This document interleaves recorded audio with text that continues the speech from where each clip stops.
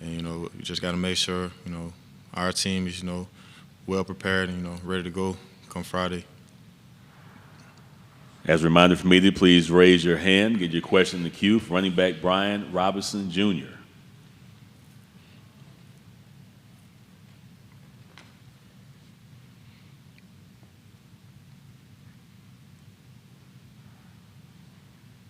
Brian, you've been through a number of these games during your career at Alabama. How have you learned to prepare, maybe from your freshman year now to an upperclassman, on how to prepare for playoff games of this magnitude? Well, out of the 5 years I've been here, this is my fourth, playoff experience. So, that's multiple years, just, playing at this time of the year, preparing for games like this. So, after 4 years of, playing in the playoffs, I just have a lot of experience of, practicing and just preparing for big games, such as the one we got coming up. So, it's nothing new to me, same routine, we just got to prepare as hard as we can, as harder than we prepared all season, at this moment right now. Our next question comes from Eric Olson. Yeah, Brian, Eric Olson with the Associated Press. I wanted to ask you just how do you kind of grade your guys' running game this year? You guys have had a lot of injuries in the running back core, and I just wanted to kind of get a feel for how you think that area has performed. Well, in our running game, I think we've improved tremendously throughout the season. We've had lots of ups and downs, with guys, injuries, at all positions. Offensive linemen, kind of having to move around a lot, play different positions. And, with running back depth, just having a few guys, not with us, to finish out the season. We had to make a lot of adjustments as a team, as an offensive unit, to help our run game. And I feel like, we've improved a lot. Do you have a hunch on how big a role the running game might have in this game, given it seems like so much attention is put on the passing game and the Cincinnati pass defense and so forth? It doesn't seem like a lot of people are talking about the run game. I guess, how do you think that it might figure into things here?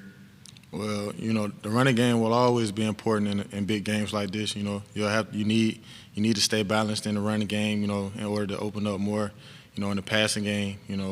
I'm sure like many people might not understand that part of it, but the running game has to work, and it has to be a key factor in our game in order to open up, the passing game for us. Our next question comes from Johnny Cogden. Hey, Brian. Johnny Cogden, ABC 3340 Sports in Birmingham. Just wanted to ask you a little about playing for Coach O'Brien. Obviously, in your 4 years, you've had a handful of offensive coordinators. Sark to O'Brien kind of is the stark difference, no pun intended, just how different he is. And obviously coming from the NFL background, coaching with the Houston Texans, coaching with Tom Brady at his time in New England, how has he helped you improve as a running back? Coach O'Brien has helped me improve a lot as a running back, just, with, the way he liked to do things, like from his experience from coaching in the NFL, it's just, bringing that into our offense and just, helping me understand the game a lot more, like better as far as how I should understand it at the next level. He just, he's been so great with just, helping us just, continue to learn, especially like new things that we'll continue to have to learn at the next level. And then just a quick follow-up about Bryce. Obviously, he seems so incredibly poised and very humble kid. Is there something about Bryce Young that we in the media or fans at home that don't know? Is he funny? Does he do anything in the locker room? Does he cut up? Or just give us a little sneak peek behind the curtain of something that Bryce does to add to the locker room dynamic. Well, everybody see Bryce as, as a poised, just, humble guy. And I see that too, with how he handles his business.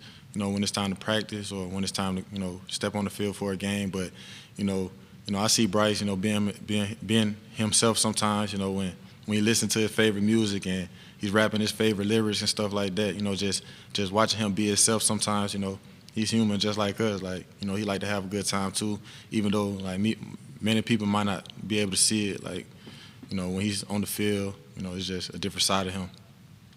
Thank you. Another question from Eric Olson.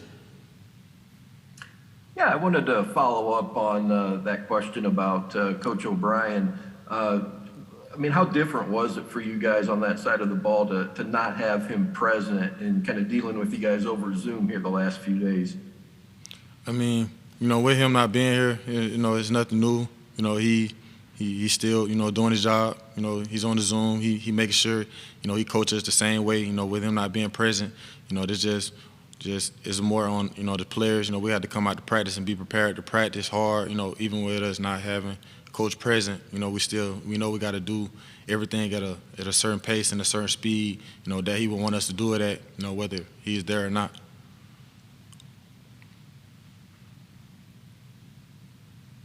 A lot of the defensive players yesterday were asked and talked about the Texas A&M game being a turning point for this team. You haven't lost a lot since you've been in Tuscaloosa. How was this year perhaps different in terms of what you guys did as a unit to improve going forward to not lose since that time?